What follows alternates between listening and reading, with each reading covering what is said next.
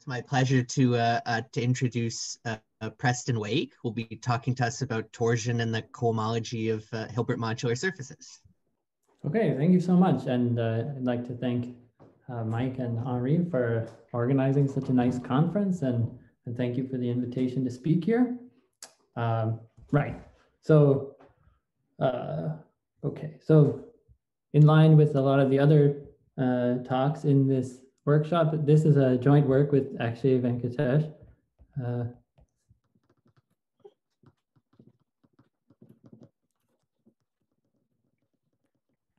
So here, maybe it's easier to write smaller. So I want to talk about, so this talk is really about Hilbert modular surfaces and Hilbert modular forms, but we're going to generalize do some kind of analog of a theorem about modular forms that's due to Mazur. So I want to review that theorem and kind of explain how to think about that theorem in a way that will make be relevant for the Hilbert modular case. So the theorem I want to talk about is about, so I'll just write it down. So this is the theorem. Okay, so I want to fix primes so that P is a prime that's bigger than 5, and N is another prime.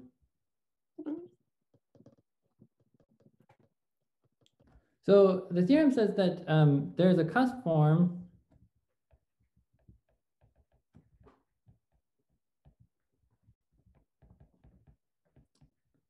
say F of level gamma naught N and weight 2 such that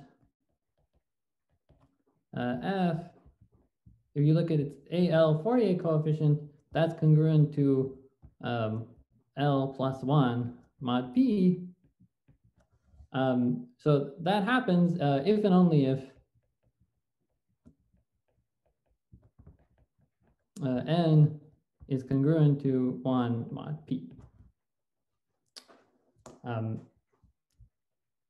Okay, so you kind of think of this as being a level raising sort of result, like this 1 plus L is some, you can think of this as some Galois representation, and we're saying when does this Galois representation, at least mod P, show up in forms of level N, and there's this condition that N has to be 1 mod P.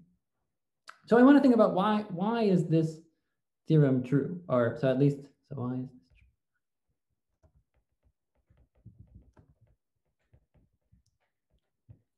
And I'll start with just the if part. So if, so assuming N is 1 mod P, how do I find this cusp form? So of course, the point is that this 1 plus L sort of you should think of Eisenstein series. So we have the Eisenstein series.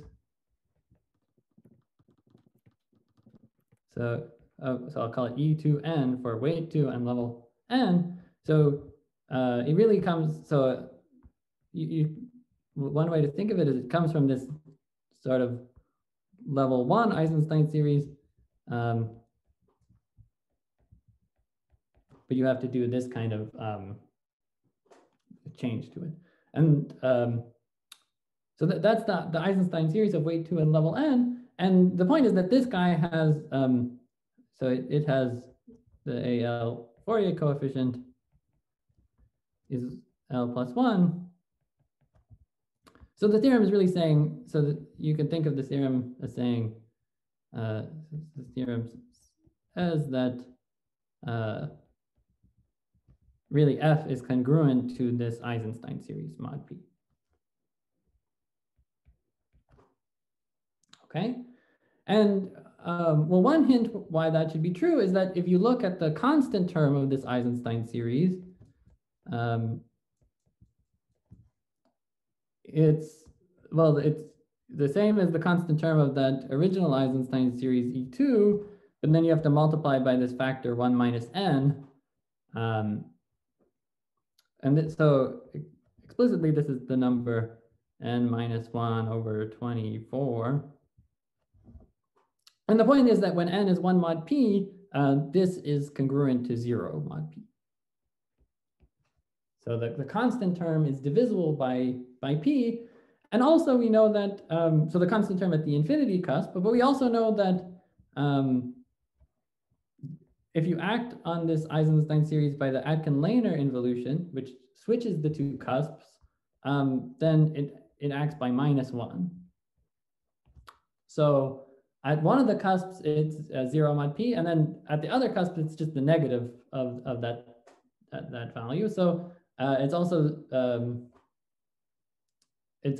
0 mod, the constant term at the 0 cusp is also 0 mod p. So at least mod p, this kind of looks like it has no constant terms at any cusps. So if I reduce this mod p,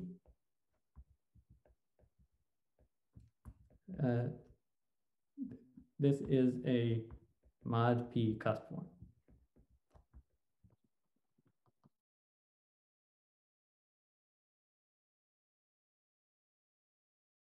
P cusp form is not the same as being the reduction mod p of a cusp form.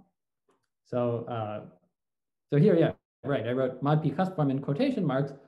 So is it really at the reduction of a cusp?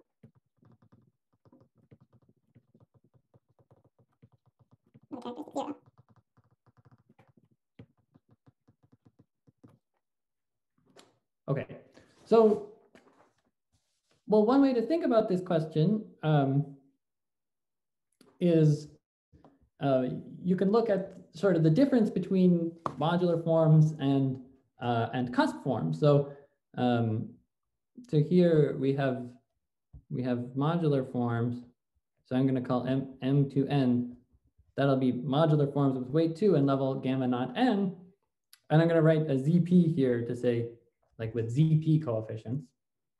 So inside there you have the cusp forms with zp coefficients. So I'm going to write down an exact sequence. So there.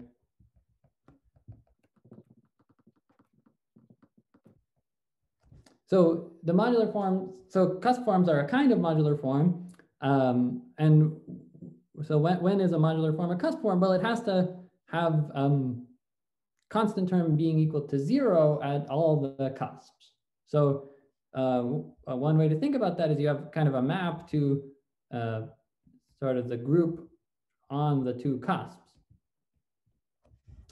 And this map is, so it takes a modular form and sends it to its constant term at the infinity cusps, plus its constant term at the 0 cusp, which we can think of as the constant term of the Atkin-Lehner involution applied to this. So this is like f goes to the sum of its constant terms at all the cusps. So this is kind of like a residue map. You're sort of, so I'm going to call it residue thing. So what is happening to this form at the cusps? And the point is that this residue map isn't quite surjective, because you know that there's a kind of residue theorem that says that the sum of all of the residues at the cusps has to be 0. So it actually lands in the part, like you have to add,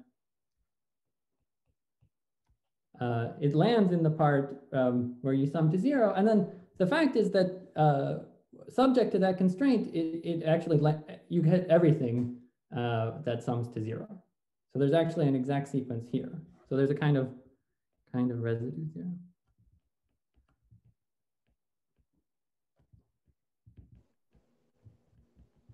So Preston, the exactness there, the fact that the residue map is surjective onto the kernel of sigma, is that something that one proves with just an explicit construction, at least in this setting?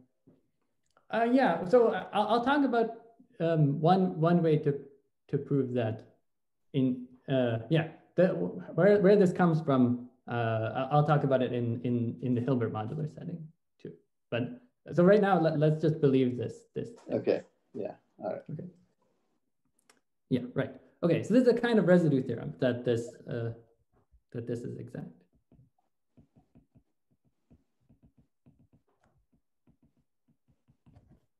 Okay. So once you know this, now you could take take an f in the modular forms, whose residue such that the residue of f is just 1 at infinity,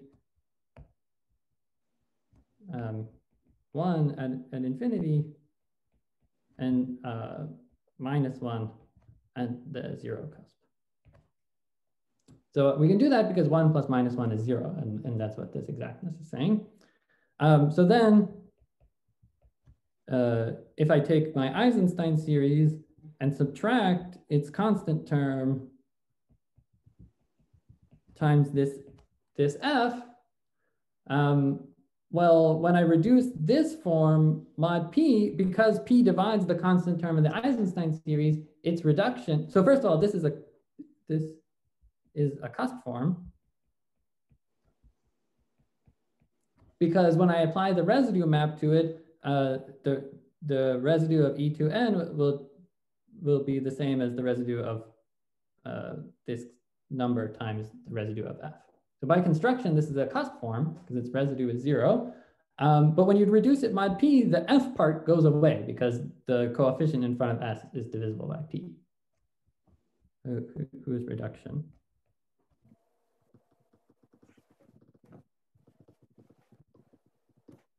Okay, so what we have this cusp form, and its reduction is this mod p cusp form. So the answer is yes. This mod p cusp form is the reduction of a characteristic 0 cusp form. So that is sort of the proof of the theorem.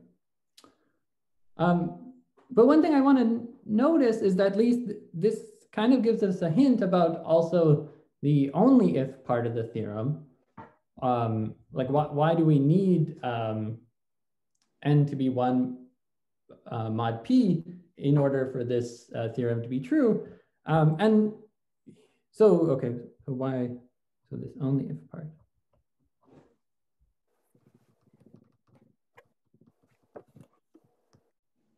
And well, especially, so why not when n is -1 mod p? So that's kind of the hardest part of the only if part, is that, so you might have noticed like this, when I defined this Eisenstein series, I took some kind of stabilization of a level 1 Eisenstein series, and I took the one whose Atkin-Lehner, where the Atkin-Lehner eigenvalue is -1. So you would think that if I did the same thing, but I looked at the one whose Atkin-Lehner eigenvalue is +1, then I would get the same kind of theorem with n equals -1 mod p. But if I look at this exact sequence up here, this exact sequence, then if I take so we might try to take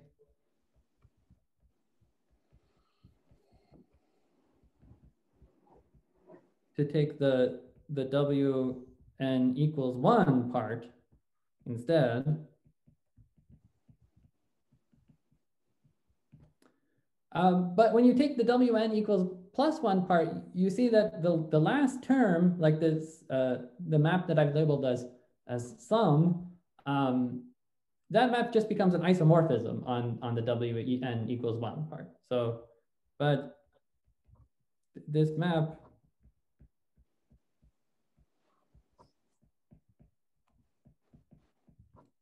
is an isomorphism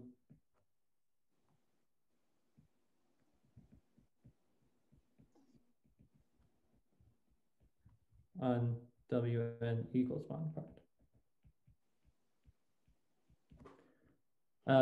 So they're actually, so if you look at this exact sequence and you look at the wn equals 1 part, you just see there are no forms that aren't cusp forms there.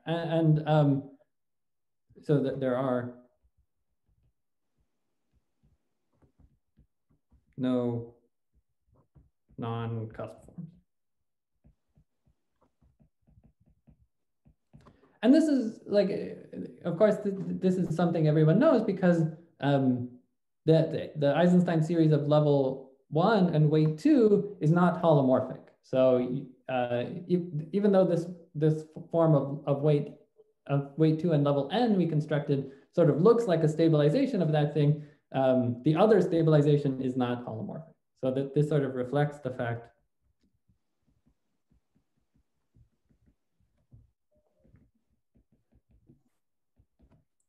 that sort of the E2, the other stabilization you would write is this one, and this one is not holomorphic.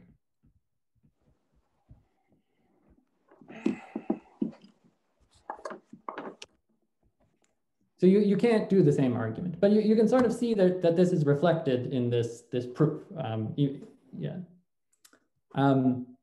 But like, so, but there's a note here, is that if n is -1 mod p and q is any other prime,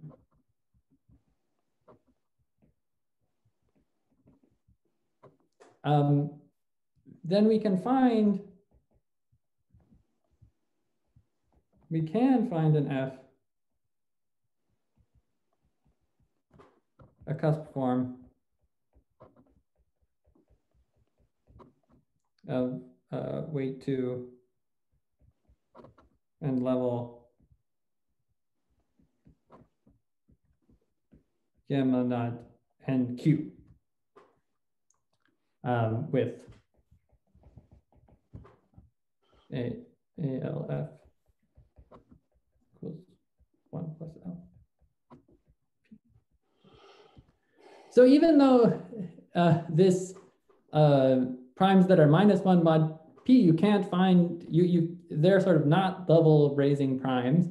There's this very strange situation, if you're used to thinking about level raising things, is that at level n you can't find anything, but if you add any other level to the prime, to any other prime to the level, you can find a thing. So this is a very unusual, this is also kind of a level raising result, but it's a very unusual one because it says every prime is a level raising prime. It's sort of strange. But this sort of, again, is sort of reflecting the fact that the obstruction to finding this is just this very small like ZP thing at the end. Okay, so now I want to discuss the Hilbert modular form, or a Hilbert modular form version of this. So.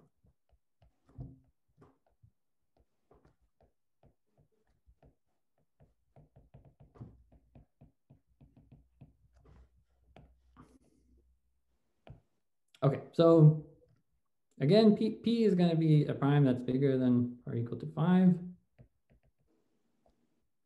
F is going to be a real quadratic field.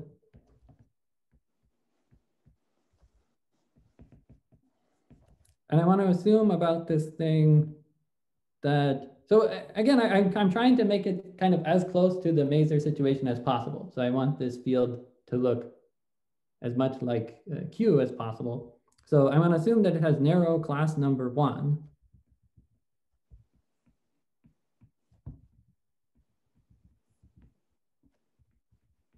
And that'll make it easier to think about things like the cusps. That'll make that structure a lot simpler. And I also want to assume that the zeta function at -1 is a p-adic unit. So for Q, the zeta function at -1 was that -1 over 12 that appeared in the constant term of the Eisenstein series. So I don't want that thing to be causing any weirdness. So for example, you could think of P is 5 and F is Q adjoining the square root of 2. And now I want to take N is a prime, and I want N to be 1 mod P, and I want N to split. So N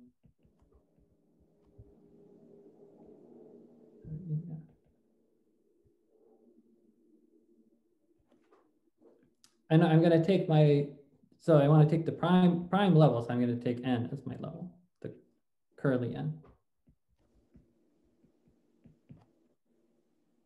And for simplicity for this talk, I'm going to assume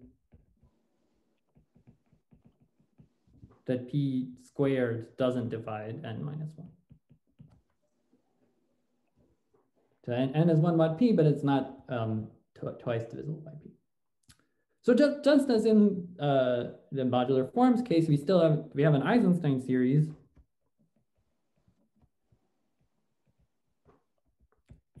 into, and I'm going to call it curly n, where again this is made from the one of level the usual level 1 Eisenstein series, but you have to stabilize it in some way. I'm going to do this stabilization.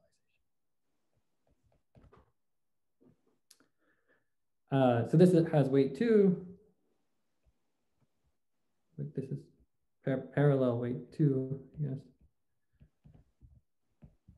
Level gamma naught curly n.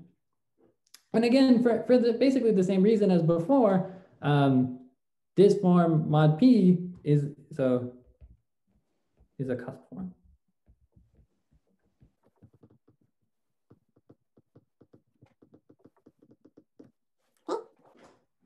So then the question is, does it lift to characteristic 0?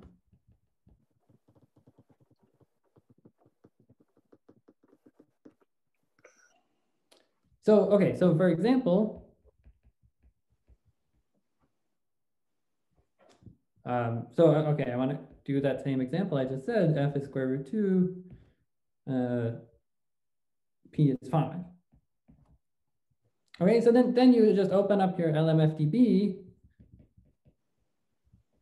and you look at whether there are any forms that when you reduce them mod p, they look Eisenstein-y. So for example, the first one that satisfies these conditions is you take a prime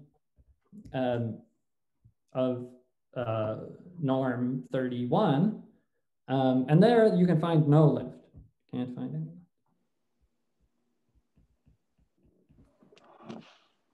And then you keep checking some more and you keep finding no lifts, and then suddenly at n, well, okay, so the first one you see is really 601, but that's not 25 divides 600, so that's maybe not a good example, but you can find 1031. Those levels, for example, yes, there is a lift. Okay, so from this question, the answer to the question, does it lift to characteristic 0 cusp form? The answer is it depends. So sometimes it does and sometimes it doesn't. So now I want to give the theorem which says exactly when does this happen.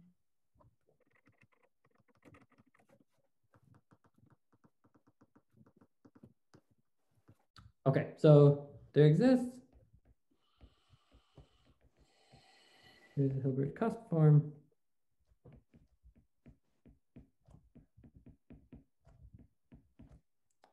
Of weight 2,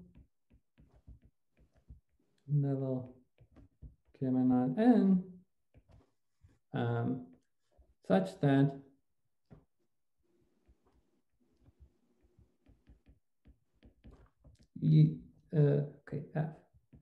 f such that f is congruent to this E2n mod p, if and only if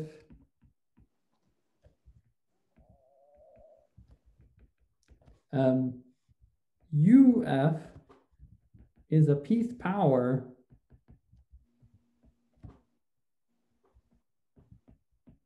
modulo n. So here UF is the fundamental unit.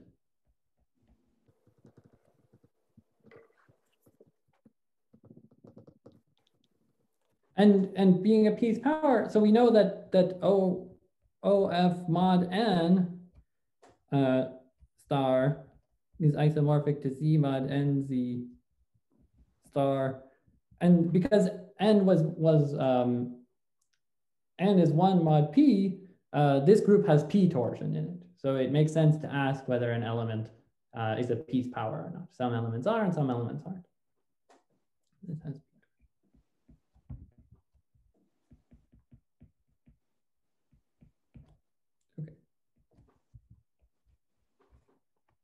and then similarly to my Mazur case with when n was -1 mod p, so even if not, then there is such an f at level gamma naught and q for any prime q.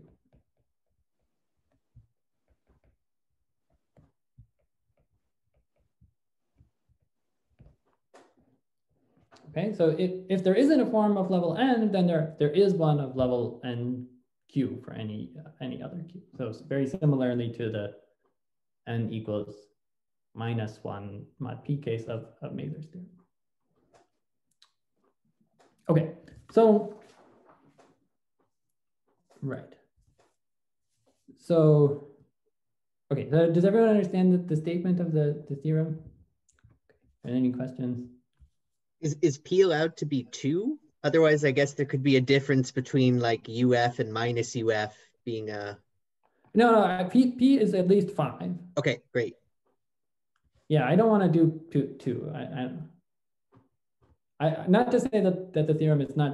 I don't know that the theorem is not true, but I don't know what happens when p is 2 or 3. Oh yeah, and I should have said. I probably should have also said that p doesn't divide the discriminant of f, because weird things happen then too.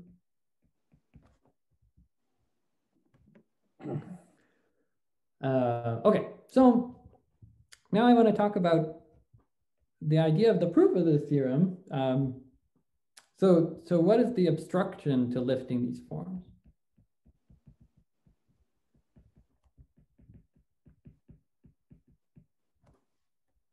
And I kind of hinted at that when we were doing the Mazur case, but I want to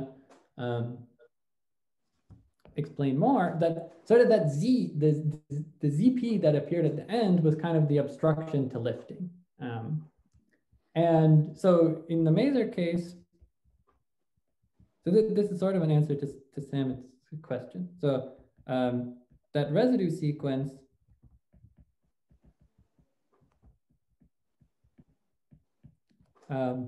comes from a short exact sequence of sheaves on the modular curve. So the short exact sequence is you look at the differential forms, and then the differential forms where you allow some poles along the boundary, and then the difference between these two things is the dualizing sheaf along the cusps.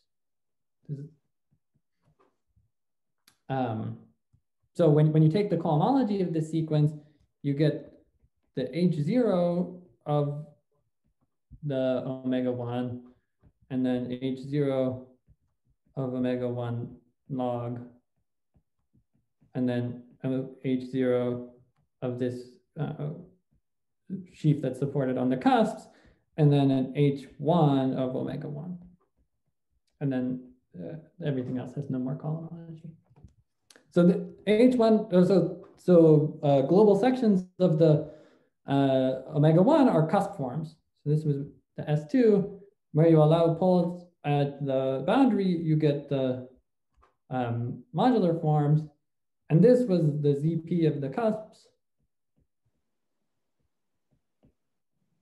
And now the H1 of omega-1 is sort of, that's like the H2 of the curve. So this is just has the fundamental class kind of thing.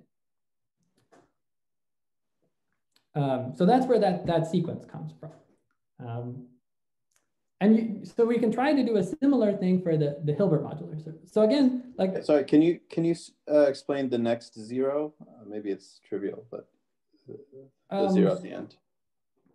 The zero, the next thing has no I guess you can probably prove this like with Serre duality or something. The H1. Yeah. It's the H2 of an affine curve or something. So Yeah, that's what I was thinking. Is that? Yeah, yeah. Yeah, I think that's right. Okay. Okay, so now I want to, yeah, but that's a good point because in this Hilbert modular case, that next thing is not necessarily zero. Exactly. But so, okay, so the point I wanted to say is that this guy is, the H1 of omega 1 is sort of the obstruction, kind of, or it at least obstructed us in the n equals -1 mod p case. So, okay, so what we want to do is study the same kind of sequence, but for Hilbert modular surfaces. So we do the same thing.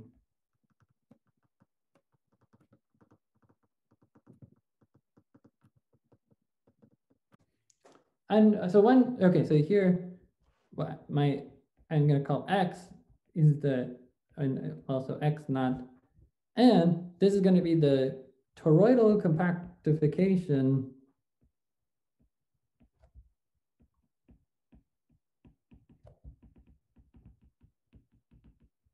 of Hilbert modular surface.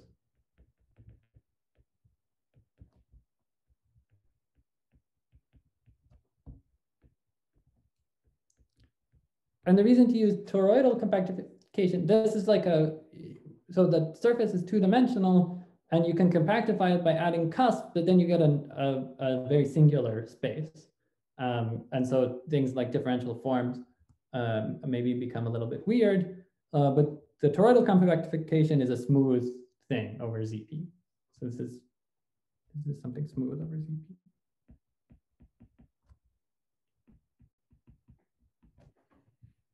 So it's a surface like relative over ZP. So it's like an arithmetic 3 thing.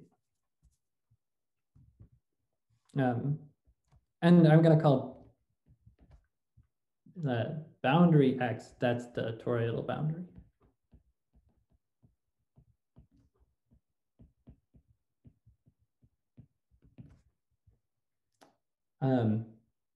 So now, and the point is that the toroidal boundary, it's not just adding cusps. This is a one-dimensional thing.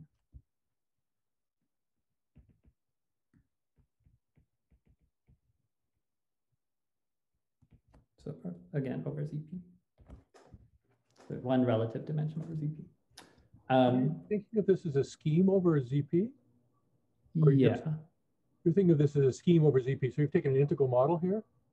Yeah, integral model. But again, because N and P are prime to each other, Yeah. There's like a canonical such thing. Just checking what the category was. Thanks. Yeah. Yes. Okay, so then again, we have the same kind of thing. You have you have now the differential 2 forms on this surface, and you have the differential 2 forms where you allow some poles along the boundary.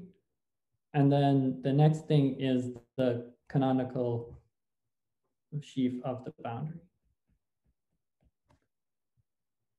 The dualizing sheaf. So again, this is, I mean, the toroidal boundary is not smooth, so you get some other maybe kind of weird looking sheaf, but it's still, it's not so bad. So now you can take cohomology of this short exact sequence, and you get, so take cohomology.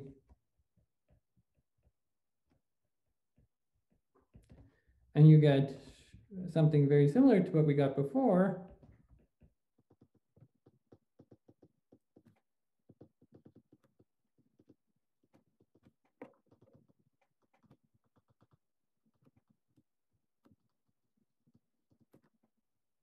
But now you get a slightly longer exact sequence. And again, so this is sort of, or this is like Hilbert cusp forms with coefficients in ZP. This is Hilbert modular forms with coefficients in ZP. This is again something like a ZP of the cusps. Again, there are just two cusps. And then here, this is the kind of mysterious thing. And also this mysterious.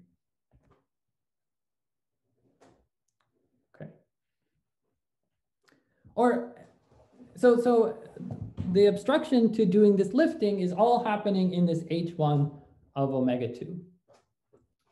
And another way of thinking about this, so I also want to introduce another way.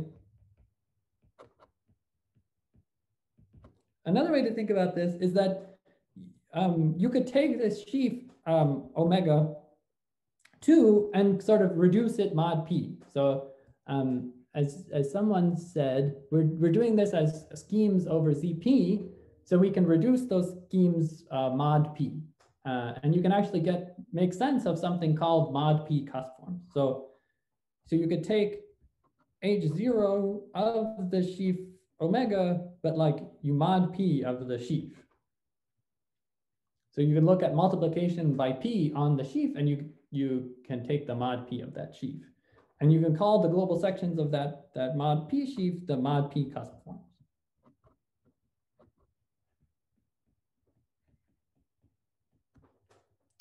And if you look at the long exact sequence you get from taking multiplication by p on the sheaf, you get a short exact sequence like this. So you get, so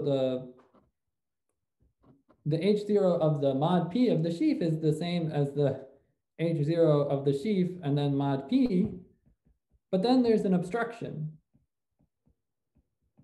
which is the p torsion in the h1 of the omega.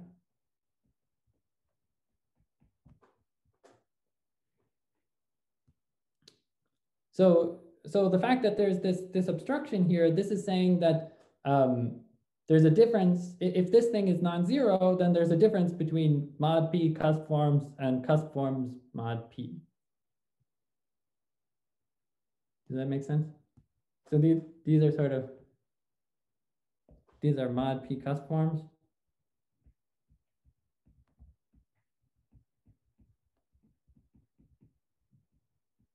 And these are cusp forms mod p.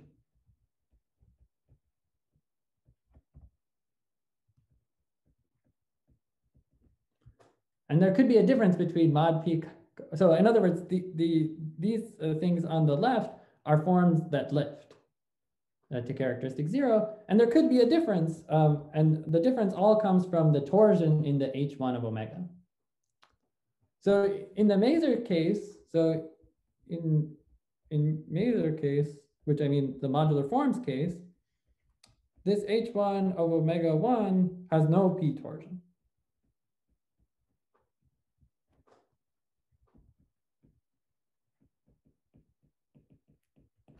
Because it's just a ZP. So that means that every mod p cusp form is the reduction mod p of a cusp form.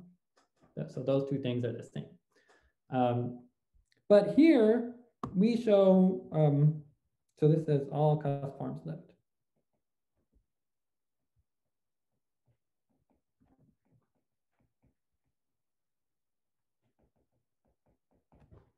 So here we actually show that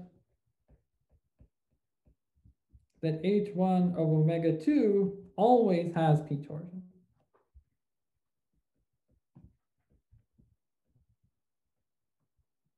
Non-zero p torsion.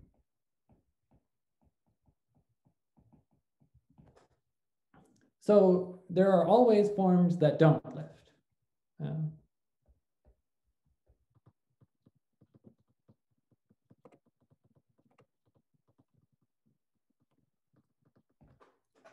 So that makes proving the theorem kind of tricky, because it's saying that there's always some forms that don't lift, but we really have to prove that our particular one, the Eisenstein series, we have to ask, is that one of the ones that lifts or not? So, so to prove that, we really have to get a pretty explicit description of this h1 of omega 2. Okay, so to really prove the theorem,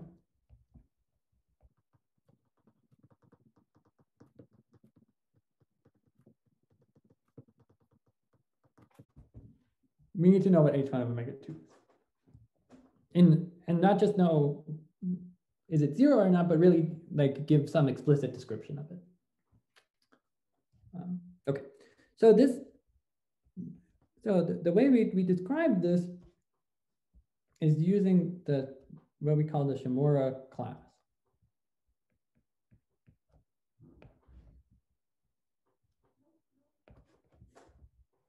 So the Shimura class is also something that was probably introduced by Shimura, but is maybe first written out about by Mazur in that same paper where that theorem I stated appeared. So the Shimura class comes by considering the cover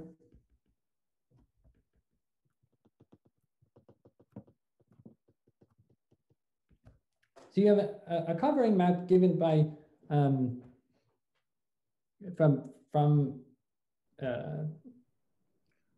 So just a quick comment, Preston. The cover is actually called the Shimura cover, and I think that's why it's called the Shimura class. Right. I think it's called the Shimura cover, but I also think that I'm not sure that Shimura ever actually wrote anything about this. Maybe Mazur's paper is the first place. Yeah, okay, but I mean, Mazur he called it Shimura class because of that connection. Yes, right. All right, so this cover, right, is called the Shimura cover. Well, okay, maybe not quite this cover. But so this cover is just given by sort of forgetting some of the level structure. And so it's so this cover sort of has group, like the generic Galois group is the units in OF mod n.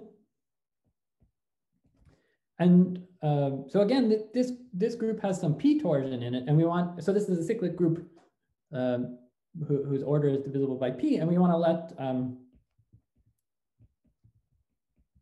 I think Mazur calls it x2 of n, but I'm going to call it x1 of n with an upper p to sort of indicate this is the degree p subcover. So degree p.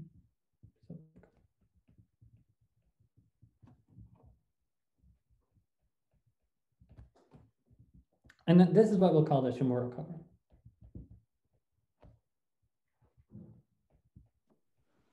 I guess this has to do with your definition of Hilbert modular form, but is it really that group or the quotient of that group by the global units of F?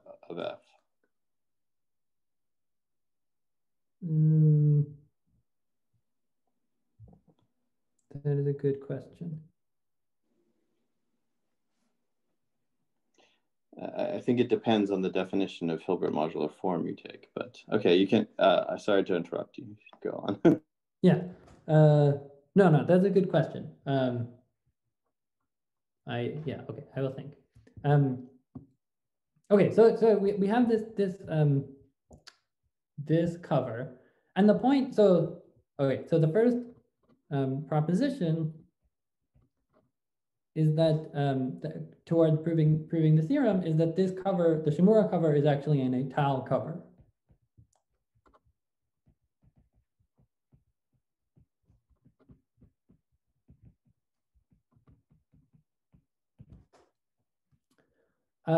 So this is something that's kind of all about what's going on at the boundary. So on the interior part, these covers sort of just choosing a generator of some subgroup, but some étale subgroup. So that's an étale cover. But on the boundary, this is something more delicate, and it actually. So in the case of modular curves, it's not so hard because the boundary is just one dimension or 0 dimensional. The boundary is just the cusps, and you just have to count how many cusps lie above each other cusp. But in this case, you actually have to prove something because the boundary is one dimensional. Okay, so. Right. Sorry, I have a quick question. I mean, the boundary here is not canonical, and I mean, in your theorem, you choose a correct decomposition of the cone to have it, or?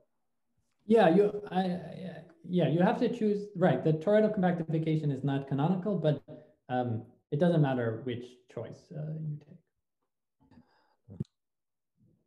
Yeah, this discussion is all independent of the choice. But you're right, yeah, it's true. Okay, so once we know this proposition that the boundary, so that this map is actually extends to an étal cover on the boundary, we get an étal. So this gives us in a class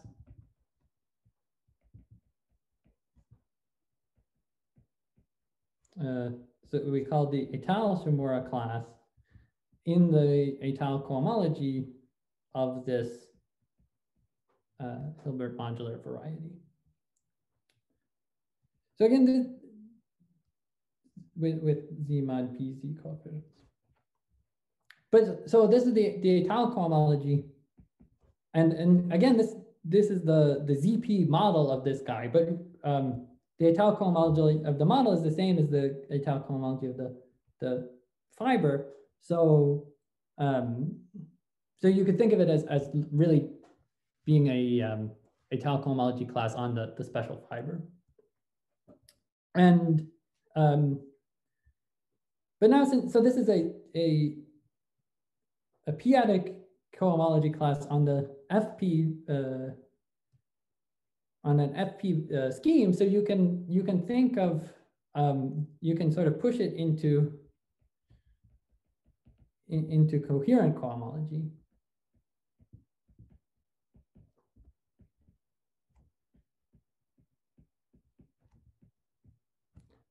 So we'll call that the Zariski version.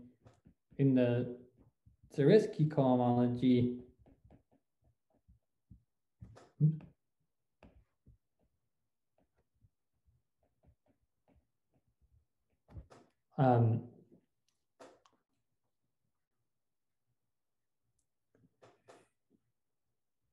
so here I just mean I think of Z mod PZ as being like constant functions on this scheme over FP.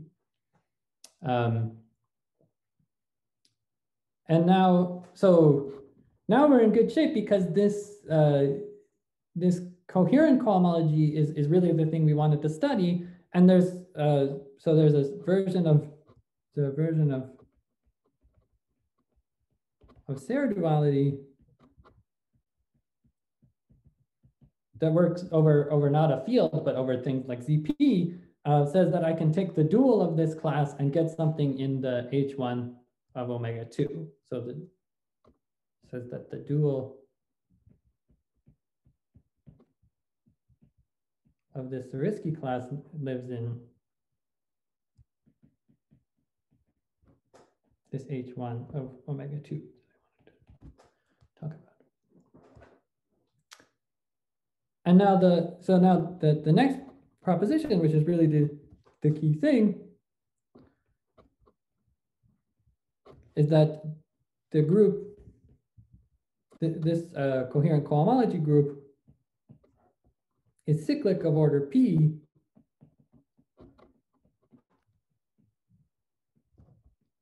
and it's generated by the dual of the Shimura class.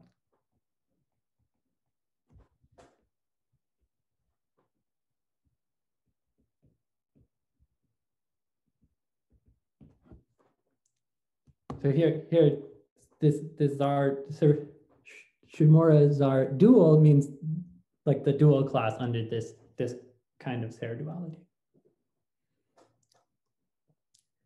And okay, so right, what's going on here? So I guess like it's not too hard to see that this group has to be all torsion. So just kind of thinking about the geometry of Hilbert modular surfaces, you can see that it can't have any non-torsion stuff in it. So it has to be a torsion group. And the point is that proposition A is sort of giving a lower bound on the size of this thing. So the idea of the proof. So the proposition A So it gives a lower bound. So meaning, I guess you have to show that this dual Zariski-Shimura class is actually a non-trivial element here. But once you do that, it has to have order at least p. And then you can also give an upper bound by doing p-adic Hodge theory. So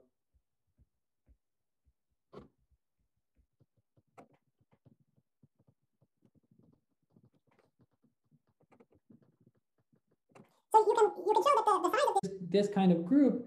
So this H1 of omega 2, you should think of as kind of contributing to the H3 of the, like the third Betti number of this surface, but it's sort of a torsion thing. But still you can, so then by Poincare duality, the H3 is dual to an H1, and you can hope to compute that using the congruent subgroup property. So we really use the congruent subgroup property.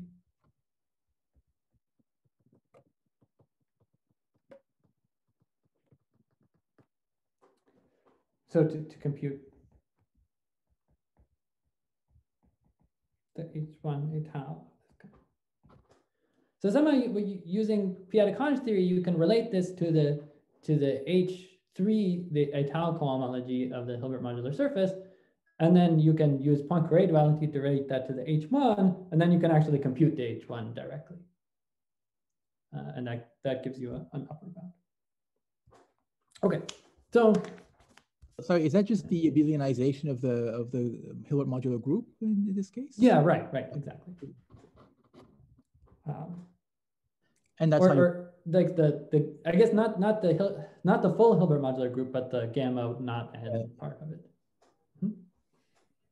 So have you shown that the with n being prime and curly n chosen as it is, that the primes supporting H1 omega 2 are those that divide n minus 1? Yeah, that's right. Cool. Already in omega 2 over p, right, over fp. So no, sorry, it's okay, yeah.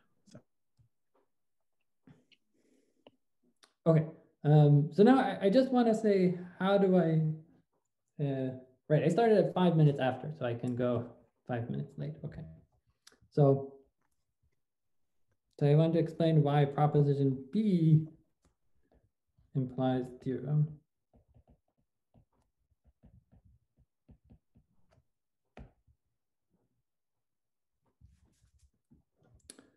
Okay, so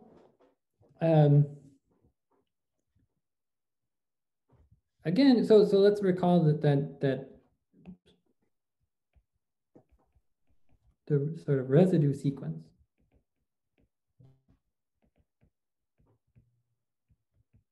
So we had this H naught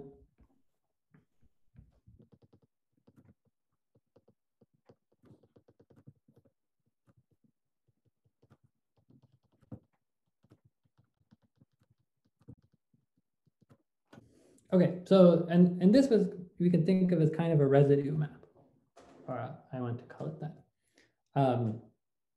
So just as in the same story I told in the Mazur case, if we knew that this residue map was actually surjective, then we would win. We'd be able to find a form that we can use to cancel out the constant term of the Eisenstein series, just like we took E minus the constant term times F. So you can do the same kind of thing here if we knew that this residue map was surjective. So we want the res to be surjective.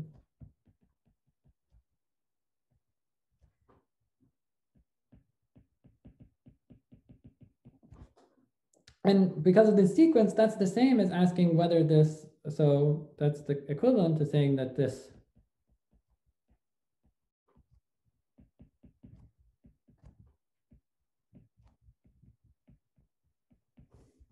injective.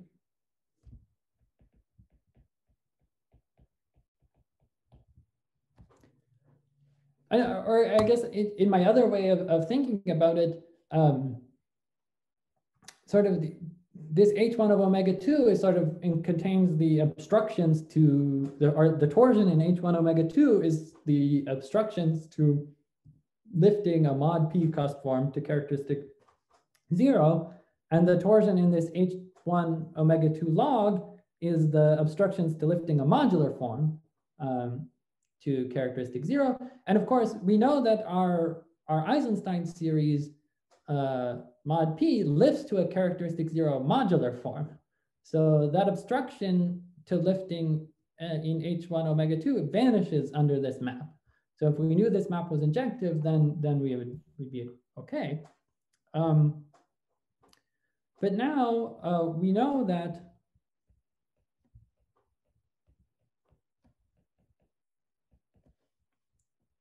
this guy is generated by this dual Shimura class. So the injectivity of this map can then, we just have to know, does the dual Shimura class go to 0 in this H2 omega 2 log? So if I do the dual of this map, it turns out, so by duality,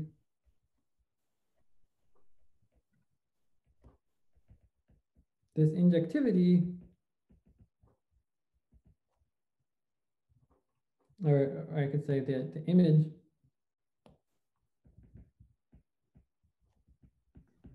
of the dual Zariski class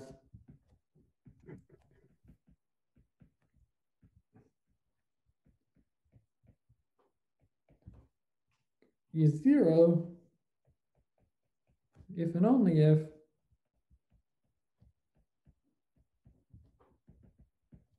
the restriction of the Zariski-Shimura class, or really you can turn it into the Italic Shimura class, becomes a trivial cover,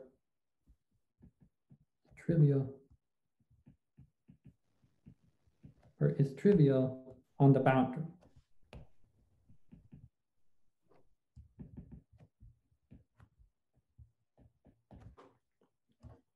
So,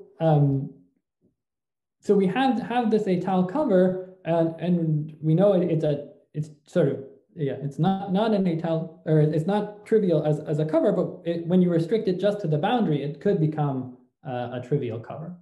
And so on the boundary, this the boundary is really, I said it's some one-dimensional scheme, but it's a ring of P1 sort of glued together in some fashion. And so what you can imagine happening is either in this degree P cover, either it just is the P different copies of the same ring, and that would be a trivial cover, or it could be like a much bigger ring that's getting mapped by multiplication by P to this same ring. And what we show is that the thing that controls that is the fundamental unit. So the monodromy of this path around the circle of P1 is given by the fundamental unit, the image of the fundamental unit under this monodromy representation. So it sort of looks like this. So and we show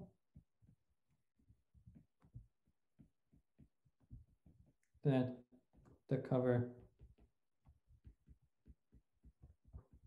is 0, it's trivial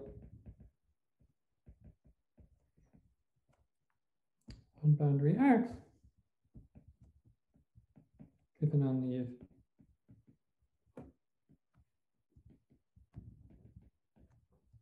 F is a P power.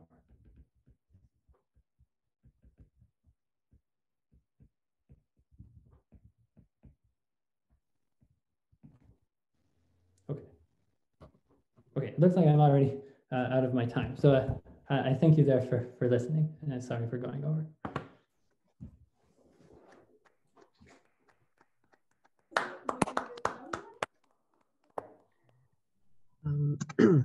So are there any questions for Preston? Henri? Yes, I was wondering, so this condition that the fundamental unit is a pith power mod n has a Galois theoretic interpretation via class field theory. So it implies the existence of an extra, a kind of cyclic abelian extension, which is ramified only at n. So could you, can you tie that with the existence of this lift somehow? I mean, so, you know, use the cusp form to produce this abelian extension somehow? Could that be a possible way of? Yeah, okay, so, right. That is maybe the subject for another talk, but yeah, you're right that it's sort of surprising that this, yeah, I would say that like this, this existence of the lift is sort of something parallel to that existence of this ray class group or ray class field. But I think, or one interesting application of your idea is that you can, so you can ask, like in this case where UF is a pith power mod n, as I said, no matter what, this H1 of omega 2 is always non-trivial. So there always is a modular form mod p that doesn't lift to characteristic 0. So in the case where UF is a pith power, all I'm saying is that that form that doesn't lift is not the Eisenstein series. It's some other thing. Exactly. So you could, so sometimes you can use that, existence of that ray class group to try to produce another form that doesn't lift. So, so sometimes, so, I mean, yeah, I guess my question is that the proof that you described here is geometric and in some sense purely automorphic, right? You're working with on the level of the modular curves, and so I'm wondering if there's a Galois theoretic proof working with the Galois deformations and so on. I mean, and if yes, is that proof an independent one, or could that be an independent proof of this result, or do you still need? Oh yeah, okay, that's a good question. So right, so you can use Galois deformation theory at least to kind of prove that the thing that's tricky in using Galois deformation theory is it's always hard to prove that like Galois deformation rings it's hard to prove that they have characteristic 0 points.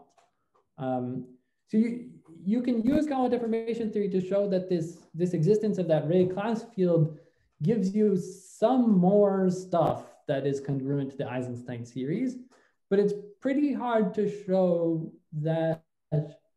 So in other words, you could show that this Galois deformation ring is bigger than just ZP. So there's more stuff than just the Eisenstein stuff, but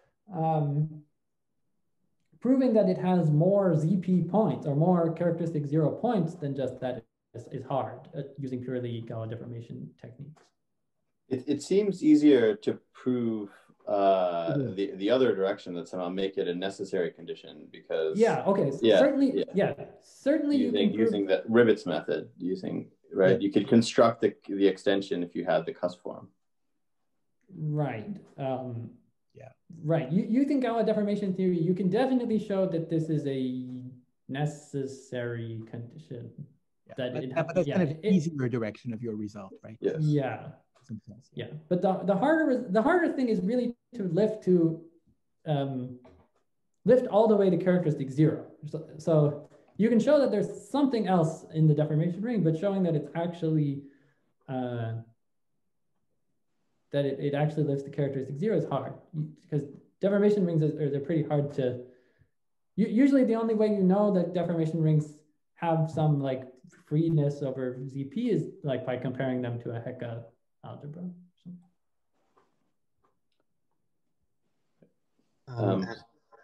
Adam, do you have a question? Yeah, I just wanted to ask, do you have any similar results in dimension greater than 2? I mean, it seems like the analysis of the boundary is a lot harder, but I'm wondering if you can push it through in that case. So I would say no. I don't think that anything. So one place where we really use. So yeah, I said. Right. So if you had like a totally real field of degree bigger than 2, then you would really want to know what like H1 of omega d is, the d forms. And H1 of omega d sort of appears in the étale cohomology of degree like d plus 1. And d plus 1 is, so the only reason why we can compute anything here is because we got it down to an H1. So in general, d plus 1, well, the Poincare dual will be d minus 1, but the d minus 1 and d plus 1 are both, I wouldn't know how to compute them unless one of them was H1. So here it was really important that this was a surface so that the abstractions we're trying to compute are actually living in some sense kind of in H1 or something dual to H1, and where we can actually compute étale cohomology. Thanks. So I had a comment rather than a question, sorry, which is my postdoc, Jesse Silliman, who is Akshay's former PhD student, has a recent paper on the archive. I don't know if you noticed, on precisely these issues on toroidal compactifications of the Hilbert modular varieties. And so the issues there are slightly different because he works in higher weight in general. But on the other hand, he lets P divide the level. And what we needed, which is why he wrote this paper, was he incorporates a Nevin typist character. So things get much more complicated there. Some of the sort of properties of base change that you're using don't work as easily when you incorporate Nevin type character. So I think you might find that interesting. Yeah, I didn't notice this paper. It is on archive? Yeah. So it might help. Maybe the technical things about the toroidal compactification are written up there. So okay. Are there... May I ask a question? I have a quick question. What kind of Hilbert modular variety are you using? The one for GL2 or the Shimura one? I mean, because there is an issue with the units. That's exactly what I asked earlier. That's the same question. Yeah, it depends which model. I think if you want heck operators, you have to do what I was saying, actually. Yeah, and also to have a canonical Q expansion, I think, no? The adelic one. Yeah. Which one are we using?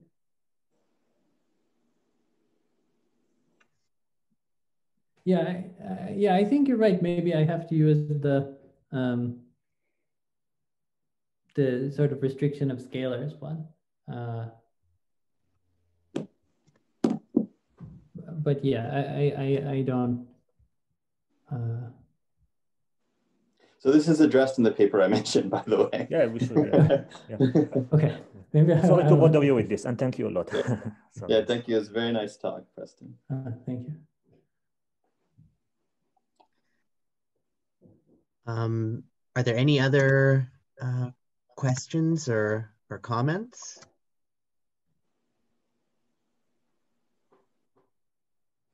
Well, if not, let's thank Preston again for a very nice talk.